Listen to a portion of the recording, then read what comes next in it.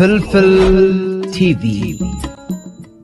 سلام وسناي أبستفلالي كورنعات عالم بمخوان مدبات فلفل تيفي تكاتاتلو كبراتن كبرانن كميتغونا نلومون كمتلمود زتفلالي مدبات حيزنا متئنا لنا اتوم مدبات انتاي مسلو حبيرنا نكاتاتل كبراتن كبرانن كتسلا بيلون اتوم كساب حجي سابسكرايب زيهارونكم زلوكم سابسكرايب بمهرام أبالات بيتسب فلفل تيفي غتكونو دقيمة بتحتنا يعدم لايكون فيديونا حقازي سلازغوني لايك بمهاب شير بمقبار كومنت بمتحاف كم وترو حقزكم من أبركتكم من أي فلينا دابلنا نابتينو لومي حيزنا يزلنا مدبات كبلوكم دقي مسلنا يمكتتال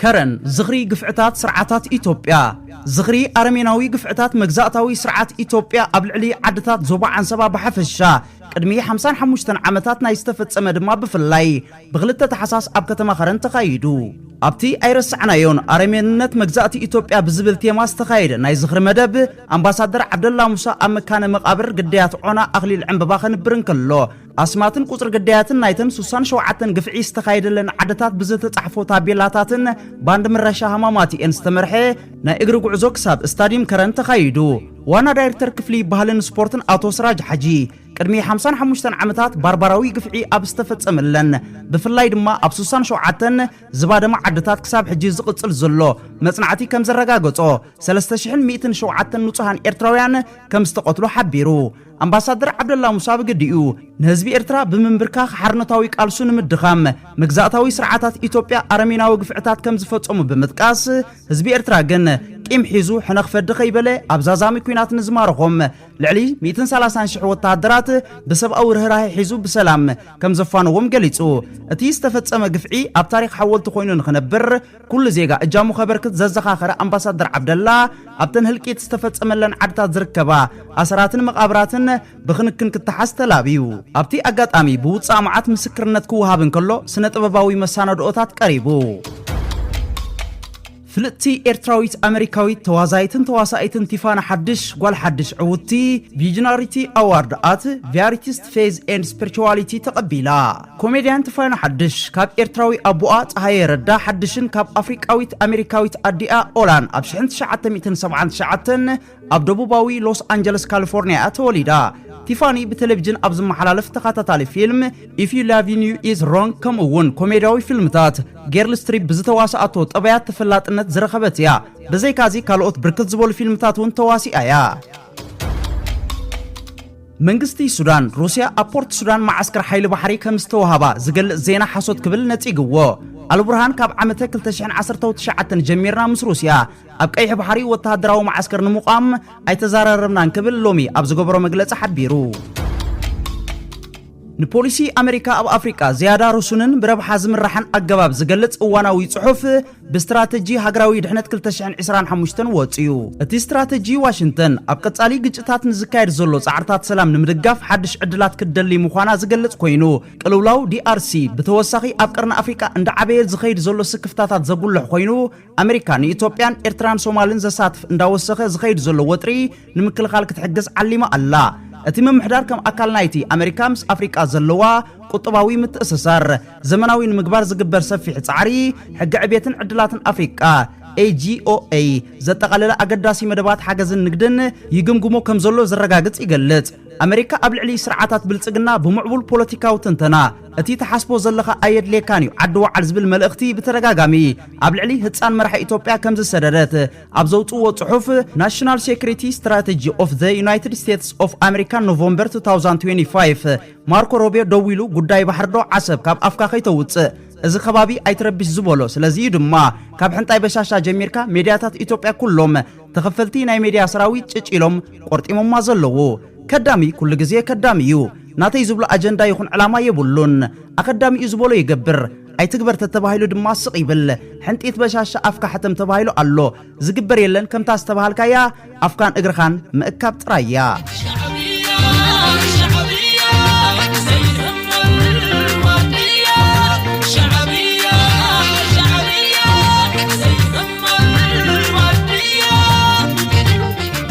ቅጽላ ቢለውን ኩብራትን ኩብራንን ተኻታተልቲ ፍልፍል ቲቪ ወግዓዊ ትንተና ክቡር ፕሬዝደንት ሃገር ኤርትራ አቶ ኢሳያስ አፈወርቂ ምስቲ ሎሚ መምሕዳር ዶናልድ ትራምፕን ጉጅሉኡን አሜሪካን ዓለም በኸመይ ከም እትሪኣ ንጸጥታን ረብሓን ቀጥታዊ ሓደጋ ከም እትቆጽሮ ኣብ ፖሊሲ ምክልኻል ቁጠባ ቴክኖሎጂ ዶባትን ቀዳምነታታ እንታይ ምዃኑ ዝእወጀሉ ወግዓዊ ሰነድ ስትራቴጂ ሃገራዊ ድሕነት አሜሪካ ዝሃቦ መግለጺ ምትእስሳር ኣለዎ ናብዛ ቪድዮ ከብለኩም እንኮ ቀጥራዊ ግዛት ዝረዓመ እንታይ ገይሩ እንታይ በርኪቱ ናቶ ከመይ ማዕቢሉ ናበይ ገጹ ኸይዱ ኤውሮጳዊ ሕብረት ናበይ ነይሩ እንታይ ማዕቢሉ እስያ እንታይ ኮይኑ ሓደስተ ሓይልታት ከመይለን መጽአን ቻይና ከመይላ ኣብዚ ሕጂ ዘላቶ ቦታ መጽያ ኣብዘን 30 ዓመታት ተፈጥረ እቲ ሕልሚ በሎ ባህጊ ናይ ኣዝዩ ውሑድ ሓይሊ ዘምጾ ጸገማት ን30 ዓመታት ክሳራ ይምጽ ናይ 30 ዓመታት ክሳራ ኣብቲ ዝሑል ኩናት ዝኸተመሉ ንዓለማዊ ሓድሽ ስርዓት ዝካውን ኩነታት ተፈጢሩ ነይሩ እንተዝኸውን እዚ 30 ዓመታት ኣንበይን ተኸስረን ሕጂ ብምሕዳራት ናይ ዋሽንግተን ዝመጽእ ዘሎ ለውጥታት ተርኢናዮ ኣብ መሰጋገሪ መድረኽ ኣለና ክንብል ንኽእል ትራንዚሽን ክልተ ቐጽራዊ ዝበሃል ርኢናዮ እዚ እንኮ ቐጽራዊ ዝበሃል ሓሊፉ ኣብ ምውድኡ ኣብ ምጽንቃቑ እዩ ዘሎ ግን ንዕኡ ክትክእ ዝኽእል ስርዓት መጽእ ኣሎ ድዩ ብኸመይ መንገዲ ኸነንብቦ ንዕኡ ናይ መጻኢ ምዕባሌታት ናበይ ገጾም ክኸዱ ክእሉ ኢልና ኸነንብብ ሕጂ ነዛ ዘለናያ ናይ ምስግጋር እዋን እያ ትበሃል ንዓ ብዕምቆት ከነንብባ ክንክእል ኣለና እዚ ምናልባት ኣብ ናይ ናጽነት በዓል ኣጋጣሚ ዝቐረበ ነጥብታት ብፍላይ ምስ መን ንሪኦ ሕጂ ስወልና ስምዒታዊ ዝኾነ ናበባ ኸይከውን ምእንቲ ወድዓውን ናበባ ክህልወና እቶም ቀንዲ ተዋሳእቲ ዝበሃሉ ወይ ዓበይቲ ኣክተርስ ዝበሃሉ ኣብዚ ዝሓለፈ 30 ዓመታት ንዝረኣየ ምዕባለ ናበይ ገጹ ኸይድ ኣሎ ኢልና እንድሕር ኣቢልና ኣብቲ ምዕራብ ኣብ ውሽጢ 30 ዓመታት ዝተረኣየ ድኻማት እዚ ሕጂ ዝግለጽ ዘሎ እዩ ናቶ ኣሎ ድዩ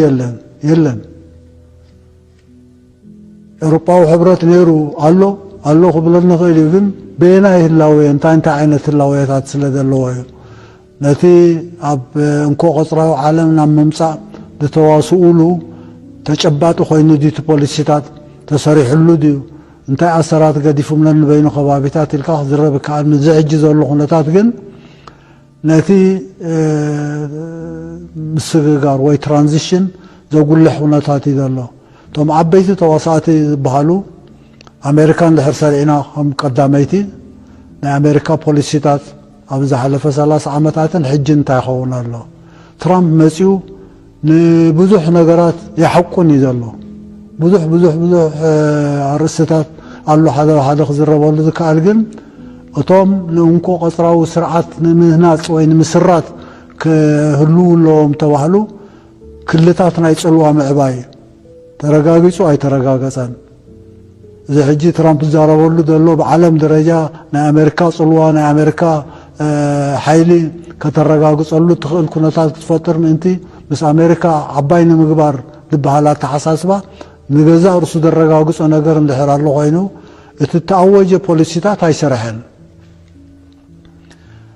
ኣሜሪካ ብቁጠባ ታዝሓየለት ክትከውን ተባሂሉ ተዘርበሉ ሽዑ እንኮ ቐጽራዊ ስርዓት ናይ ሓደ ሓይሊ ናይ ሓደ ወገን ጽልዋ ንሱ ከዓ ናይ ዓለም ጸጋታት ገበትካ ይኹን እናወሰድካ ሓይሊ ናይ ቁጠባ ምዕባይ ተባህለ የለን በዚ ሕጂ ትራምፕ ዝእውጆ ዘሎ ዝተፈላለየ ቀረጽ ታሪፍ መታሪፍ ዝበሃል ዝተፈላለዩ ተኣትሎ ዝረጋገጽ እንድሕር ኣልዩ ኮይኑ ኣሜሪካ ቁፅሪ ሓደ ናይ ቁጠባ ሓይሊ ብዓለም ኣይኮነትን ናይ ኣሜሪካ ዕዳ ሓደ ብሓደ ዘርዚርካ እንተተረኣዩ ናይ ኣሜሪካ ዕዳ ንመን እዩ ተሓታትነቱ ወይ መን እዩ ዋና ናይቲ ዕዳ ስለምንታይ ይኸምኡ ተፈጢሩ ኣብ ኢንዱስትርያዊ ምዕባለ ኣብ ቁጠባዊ ምዕባለታት ኣብ ተፈላለየ ጸጋታት ናይ ዓለም ናይ ምግባት መስርዕ ኣሜሪካ ኣብ ካልኣይ ብሳልሳይ ብራብዓይ ደረጃ እንተደይ ኮይና ኣብ ቀዳማይ ደረጃ የላን ነዚ ንምቕያር ኣሜሪካ ንምሕያል ናይ ኣሜሪካ ቁጠባ ብዓለም ደረጃ كله زخل صلوا زي ذو جلو بوليسيتات ببحدا زرزيرنا خمتنتنو نخيل جن أمود عطا درجة قصنا نقدر نحراليو تتحلنا حلمي وي بوليسي أي سرحان أمريكا مس مقيار جيوبوليتيكا أقاومان من كل قال صلوان أبزوبا قرن أفريقان كيح بحرن كم وون محيال صلواتات تشاينان روسيان زينا عقدات وطري مس إرترا داغم قمت كجبرولو خمس تجددت زطراتري يبلون اتصبصاب كم زنه صروون واشنطن أبز زوبا عبلاله معرباوያን ንمقصاي ዝቀላቀሉ ዘሎ ሓያላን መቀናቀንታን ምብዳህ ዳግማይ ጽልዋታታን ተወዳድርነታን ንምምላስ እተካይዶ ዘላ ጻዕር መኾኑ የመላኽት ተንተንቲ ፖለቲካ ከም ዘመልክትዎ ዘለዉ ድማ መቅያስ ፖሊሲ ኣሜሪካ ኣብ ርእሲ ኤርትራ ናብ ካልእ መድረኽ ምሕያል ዝምድናታት ክልቲአን ሃገራት ከስዕብ ከም ዝኽእል ዘእንፍት እዩ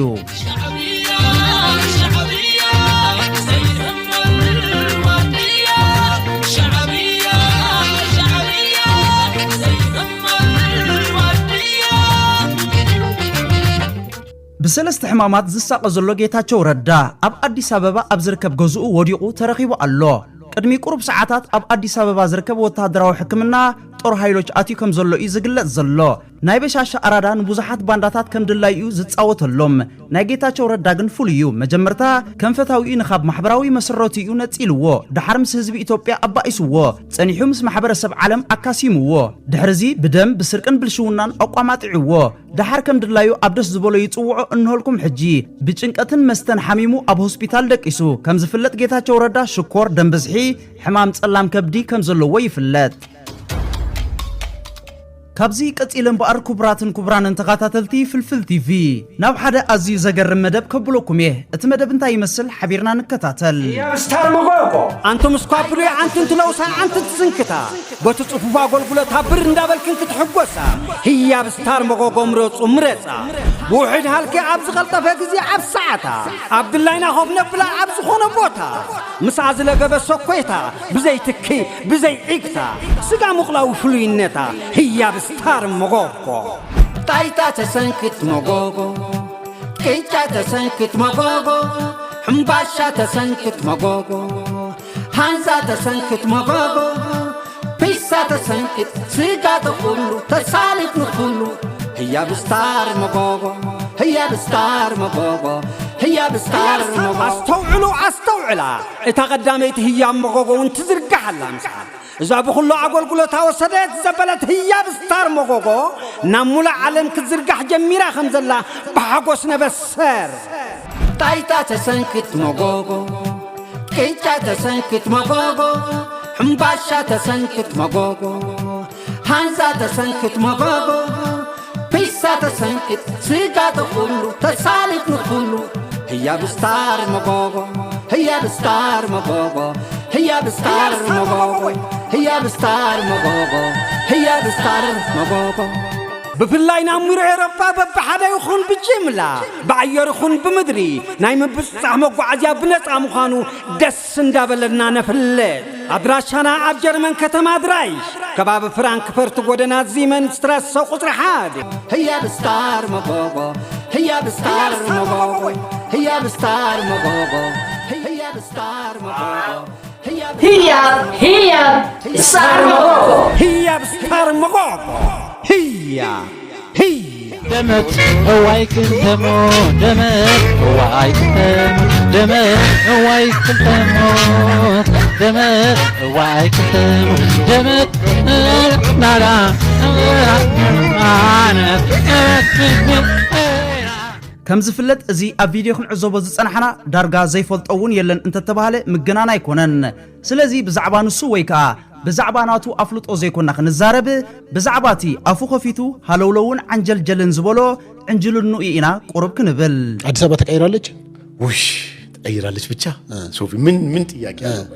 ምን ጥያቄ አለው እኔ ነጭ ልብስ ለብሼ እኮ አዋራ ሳይነካኝ ወጥቼ መመለሰው አሁን ነው ምናልባት አንተ የምትኖርበት ኮሪደር ገብቷል ልትለኝ ትችላለህ ብዙ ቦታዎች ላይ የተሰሩ ቦታዎች ላይ ዘ ሴም ስቶሪ ተቀይራለች ይሄም ደግሞ ይሄው ነው የአብይ ከላይ ሆኖ ፕራይም ሚኒስቴሩ ልንገር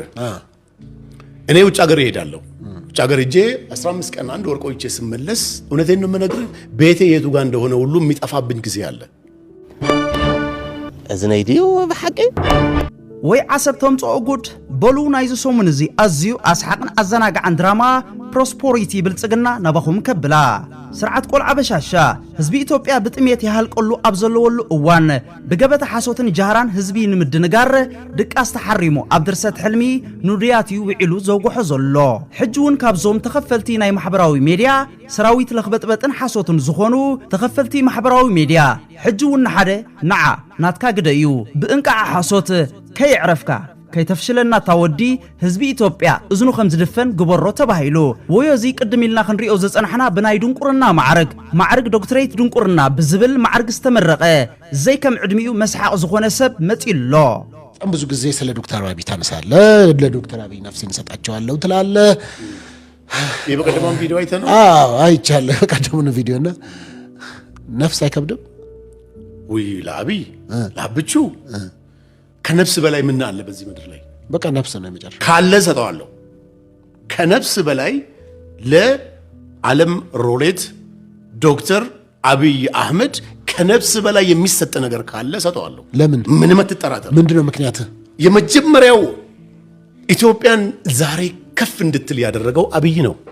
ፕራይም ሚኒስቴሩ ልንገር የአፍሪካ የኢሮፕ የኤዥያ የአሜሪካ የሆነ አገር ፕሬዝዳንት ወይ ጠቅላይ ሚኒስትር ቢሆን እርግጠኛ ሆኜ ነው የምነግርህ እንደነ ኤለን ማስክ አየር ላይ ነው የሚሄደው እንጂ በምድር እንኳን አይሄድም ነበር የኢትዮጵያ ፕሬዝዳንት ስለሆነ ብቻና እኔ እንኳን አንተ ጋር ስመጣ ምን ያክል ይሄ አገር ተቀይሯል እስቲ አስበው ሶፎነ ችግር የለም ይያልኩ አይደለም የሆነ ትራንስፎርመር ሲፈጠር የሆነ ለውጥ ሲመጣ ችግር ይፈጠራል አይሱማ ተለውጠው አበቃላቸው የተባሉትም ችግር አለባቸው አዎ ብዙ ዓለማትን ስታይ ፈርሰው ነው እንዳዲስ የተሰሩት ፈርሰው እንዳዲስ ካልተሰሩ ይሄን የሚያምር ነገር ልናይ አንችልም ዛሬ እኔ ከቤት የተነስቼ አንተ ጋር እስከመጣ ድረስ የማየው የነበረው ነገር ሳስበው እጅግ በጣም ደስታ ነው የሚሰማኝ ለምን ከተማ ውስጥ የምታየው ነገር እውነት ነው የኖሮ ውድነት አለ እውነት ነው ሙስና አለ እውነት ነው ችግሮች አሉ ችግር የለም ልልህ ፈልጌ አይደለም በችግር ውስጥም ደግሞ ይሄ ፕራይም ሚኒስተር አገሬን እየቀየረልኝ ስለሆነ ከነፍስ በላይ የሚሰጥ ነገር ቢኖር ነፍሴን ሰጠዋለሁ መንሱር ሐሰማ ከምዚ ክንሰምዖ ዘጸንሐና ኢትዮጵያ እዛ 120 ሚሊዮን ህዝቢ ዘለዋ ሃገር ኣብታ ብገበታ ልቃሕ ብምልቃሕ ብመብራህቲ ብልጭልጭ ኣቢልዋ ዘሎ ርእሰ ከተማ አዲስ አበባ ጥራዩ ዝሓስብ ዘሎ እንጅሉ ንኡስ የስሐቀካ እዛ ብልበይ ዝሓስባ ዝነበርኩስ ተቋ ቢልካለ ሓንታ ሃለኽቲ ናብራ ካብ ቁጥጥሩ ወፃኢ ኮይንዎ ዘሎ ህዝቢ ኣብ 24 ሰዓታት ነዛ ሓንሳብ ዝቐምሳ ሲኢኑ ከምኡ እውን የለን ዘይፈልጡ ህፃውንቲ ዝብላዕ ተሓሪምዎም ምራቆም ደሪቑ ምዝራብ ክስእኑ አረጋውያን ሕሉፍ ጥሜት አዳኺምዎም ነዛ ምንቀሰቃስ ክስእኑ ካብ አፍሪካ ጥራይ ዘይኮነ ብደረጃ ዓለም ብጥሜት ዓጽቦ ኣብ ቅድሚት ተሰሪዓ ዘላ ሃገር ሓፍ ኣቢልዋ ለዊጥዋ እዩ ተኣምራታዊ ዝኾነ ምዕባለ ኣምፂኡላ ኣሎ ብምባልዩ ዘህተፍትፍ ዘሎ መጋበርያ ዕሸል ወዲ በሻሻ ማስተር ዕንጅልና ኣይተመንሱር ከምቲ ኣብ ትቅድም ኢልና ሰማዕናየ ቪድዮ ነቲ ዘሎ ሓቀታት ክገልጾ ተዓዚብና ኣለና ገለ ካብ ዝበሎ ሓቂዩ ናይ ናብራ ጸገም ኣሎ ሃየ ሓቂዩ ኣይጣዕመናን ኣሎ ሃየ ሓቂዩ ሽግር ጸገም ኣሎ የለን ክብል ኣይክእልን ግን ከኣ ኣብ ውሽጢ ጸገም እንዳሃለና ቀዳማይ ሚኒስትር ሃገርና ይቕይር ኣሎ ንኢትዮጵያ ንዓባ ንዓ መኒኻ ንዓ በጃኻ ኣታሓዲዩ ባሕስ ካበይና በኢኻ ትጋላበጥ ዘለኻ ረችን ላይ እዚህ ጋር ከደረደርካቸው መጽሐፍቶች መሃል የፕራይም ሚኒስቴሩ ራሱ አለ ዋው የመደመር መጽሐፍ ይሄንን መጽሐፍ ሲመረቅ አብሬው ነበርኩ በጣም ነው በእውነት ነው የምነግርህ ይሄ ማለት በአብይ ዘመን መፈጠሬ ለኔ ትልቅ እድል ነው እውነቴን ነው የምነግርህ በፕራይም ሚኒስቴር ዶክተር አብይ አህመድ ዘመን መንሱር ኑሮ ስለ አብይ መናገር መቻል ለኔ ትልቅ ክብር ነው አይ ላቭ ዩ ማይ ብራዘር በጣም ነው የምወድ አገሬን ከፍ እንደምታደርግልኝ እርግጠኛ ነኝ ወዳይተኸ እንሕልናስ ገለ ክንሰምዕ ኢና ወይ ለአብይ ለአብቹ ከነፍስ በላይ ምን አለ በዚህ ምድር ላይ በቃ ነፍስ ነው የሚጨርሽ ካለ ሰጠዋለሁ አንቱም ሰባት ገለዳ ከዛርበና ይንበር እንታይ ኮይንዩ 10 ጊዜ እዛ ነፍሰይ ክህቦዬ እንዳበለ በመሐላ ዝግዕር ዘሎ ይሄን ካልወደድክ ይሄን ካላከበርክ ለዛ ነው ሶሻል ሚዲያ ላይ ሰውየው ስሙን መጥቀስ ስለማልፈልግ ነው ስለ ፕራይም ሚኒስቴሩ ስም እየጠራ ሲሳደብ ነፍሴን ነው የምሰጠው ያልኩት በነገራችን ላይ እኔ ሙስሊም ነኝ ለዲነል እስላምና ለአብይ ነው ነፍሴን የምሰጠው አሁንም ደግሜ እናገራለሁ በኮንፊደንስ ነው የምነግርህ። በእርግጠኝነት ደግሞ አብቹ በህይወት እያለ እቺ አገር ተቀይራ ይሄ ችግር አልፎ ይሄ መከራ አልፎ የምናመሰግንበት ወደፊት እንዲከፍ የምናደርግበት ጊዜም ደግሞ ይፈጠራል። እርግጠኛው ነው የምነግርህ። ወይ ጉዳም ሕጅስ በሉ ንሱ ይፈጣሩን ክብለና እዩ ድራሲ እዛናይ ፕሮስፐሪቲ ብልጽግና እዝነ ህዝቢ አዶንቆር እትብል ድርሰት ጽቡቕ ዝኾነ አታላልያዶ ክሳብ ሕጂ ንሪኤላ ኣለና ሓቀይ viewers apologize I'm continue ቅድሚ ናብ ካልእ ምቕጻልና ስርዓት ቆልዓ በሻሻ ገለ ካብቲ አፍሪዎ ዘሎስከ ናባኹም ከብል ቀዳማይ ምዕርነቢ ዝተሰኣኖ ሱር ዝሰደደ ውድብ መንግስታዊ ብልሽውና ካልኣይ ኣብ መንጎ ሰራዊት ብልጽግና ፈቆዱ ክልላትን ንፍትሓዊ መሰሉ ዝዋደቕ ዘሎ ህዝባዊ ወተሃደራዊ ምንቅስቃሳትን ናሃሩ እንዳደለበ ዝኸይድ ዘሎ ኩናትን ምምዝባልን ሳልሳይ ሸመታ ኣጽዋርን ኩናትን ብዕዳ ምውጣርን ዘሳቅያ ዘሎ ሃገር ራብዓይ ኩሉ ሸነኻዊ ፍርያት ሃገር ከይዓብን ከይግስግስን ብሰንኪ ጸጥታዊ ዘይምርግጋ ናህረ ዕዳጋ ካብ ቁፅጥር ህዝቢ ዝኾነላ ሃገር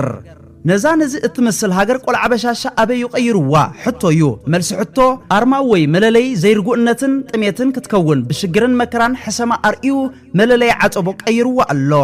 ቀጺሉውን እዚ ብዕንጅልንኡ ብፍላይ ካብ ህዝቢ ኢትዮጵያ ብዓሻ ባህላይ ብገልዳም ዝፍለጥ መንሱር ነዚ ስዕቢ ገሊጹ ዘሎ ያና ኤርትራ አንድ ሀገር ይሆናሉ ብታምናለህ? አትጠራጠር።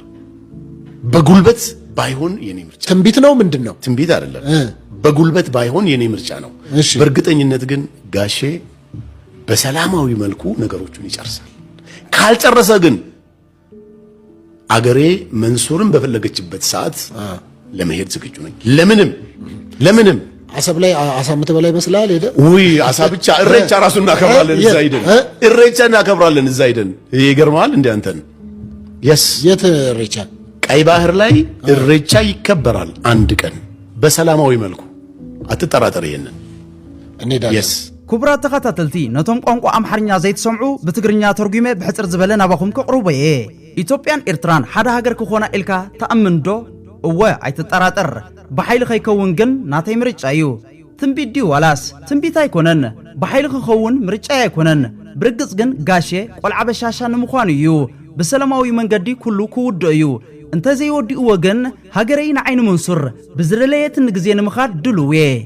እዚ ጠቕላላ ላግፂ እዩ ናበይ ኢኻ ክትከይድ ኣይምልሳን እዩ ንቐጽል ክቡራት ተኸታተልቲ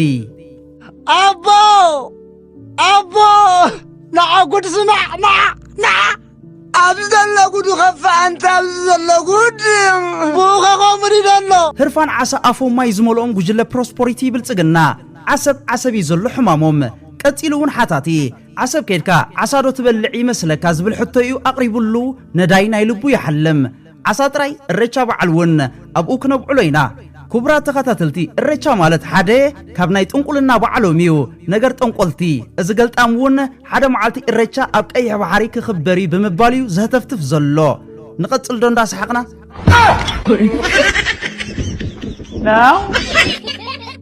ሓታቲ ብዙሕ ግዜ ብዛዕባ ኣብይ ክትዛረብ ሰሚዐካ ኣለኹ ህይወትካ ክትከፍለሉ ግን ቁሩብ ኣይከብድን እውይ ንኣብቺ ካብ ነብስን ላዕሊ ኣብዚ ምድሪ እንታይ ኣሎ እዛ ቪድዮ ምርኢዋ ኣብ ኩንዱ እስኻ ተሓፍር ወይ ለአብቹ እዚ ናይ ድዩ ብሓቂ ወይ ለአብቹ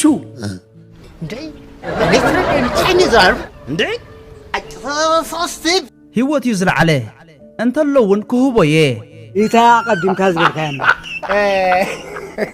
ድበልክዎን ድኸድክዎን ዘይምለሶ ሰመረ ኣይፈትን ይኸቡ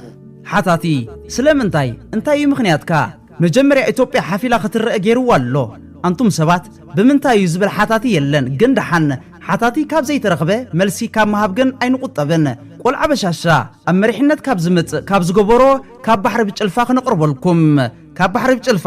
ንዕኦም ኣይትምልከትን ንዓና ግን ወነንቲ ቀይሕ ባሕሪ ስለ ዝኾንና ካብ ባሕሪ ብጭልፋ ብምባል መደብና ክንቅጽል ክቡራትን ክቡራንን ቆልዓ በሻሻ ኣብ ስልጣን ካብ ዝመጽእ ዝገበሮም ዓበይቲ ፍጻሜታት ቀዳማይ ሃገር ተበታቲና ምስላ ብውግእን ወረውግእን ከምትልለ ገይርዋ ይርከብ ካልኣይ ብሄር ንብሄር ኣብ ጎንፂ እንዳዋፈረ ዕድመ ስልጣኑ ንምንዋሕ ኩናት ኣብ ምጽሕታር ይውዕል ሳልሳይ ህዝቢ ዝበልዖ ሲኢኑ ማሕበራዊ ህይወት እታ ሃገር ህዝባ ክጻወሮ ናብ ዘይክእል ደረጃ ይዕሪግዎ ኣሎ ስለዚ ኢትዮጵያ ኣብዚ ሕጂ እዋን ብዓጸቦን ብጥሜትን ብተፈናቀልትን ዘይርጉ ህይወት ዝመርሓ ሃገራት ዓለምና ኣብ ቅድሚት ካብ ዘለዎ ሃገር ሓንቲ እያ رابعي بحاسوتن مدنجارن محبرسب عالمن مدنجار وجه صبح بحاسوت استخشنه اب دقيق زقاير مغلصيታት እንዳውጽአ ርጉእነት ሃገር ትሕት ባዶ አውሪድዎ ይርከባሎ حمشاي بسم تقاومتي بمبال بدرونات حزبي بمهلاق ጭካንኡ ዘርኤላ ዘሎ ሃገር ቀይርዋ ይርከብ ሻዱሻይ ዕዳሞ ክንደይ ክበሃል እዚ ዘይበሃል ዕዳ አሰኪምዎ ኣሎ ገሊጽካውን ዝውዳ ኣይኮነን ስለዚ እዚ ዕሱብ ነዝዲዩ ሃገር ሓፋቢልዋ ቀይርዋ ይብምባል ነቲ ህዝቢ ዝርኦ ዘሎ ሓቂ ክደፍን ህርዲግ ዝብል ዘሎ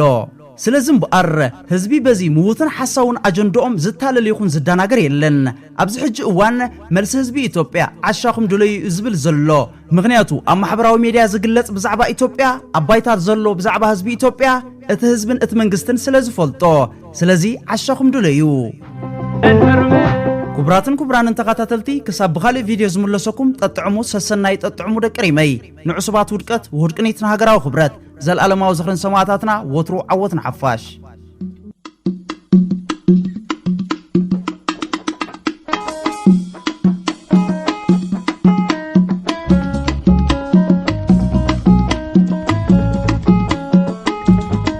فلفل تي في